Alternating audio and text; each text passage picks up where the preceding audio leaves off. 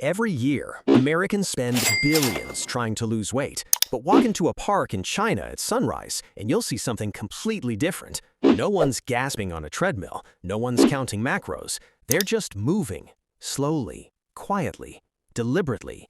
And somehow, they stay lean their whole lives. There are two habits behind that, and neither one looks like exercise. Let's get into it. The first one is the horse stance. Feet wider than your shoulders, knees bent deep, back completely straight, and then you just stop. You hold it. No jumping, no reps, no impact on your joints. Here's what nobody tells you though. Stillness is not rest.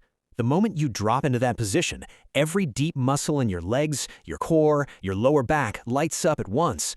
That's called isometric training. Start with just 30 seconds, 3 times.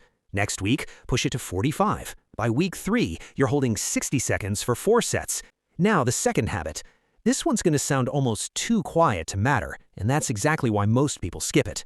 It's called Qigong. Arms rise slowly as you breathe in. Arms lower slowly as you breathe out.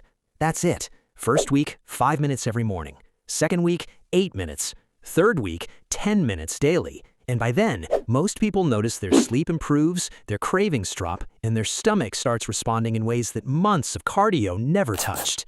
Here's the truth. You were never lazy. You were just fighting fat with the wrong tools. Try the horse stance tonight, 30 seconds. Then come back and tell me, how did it feel?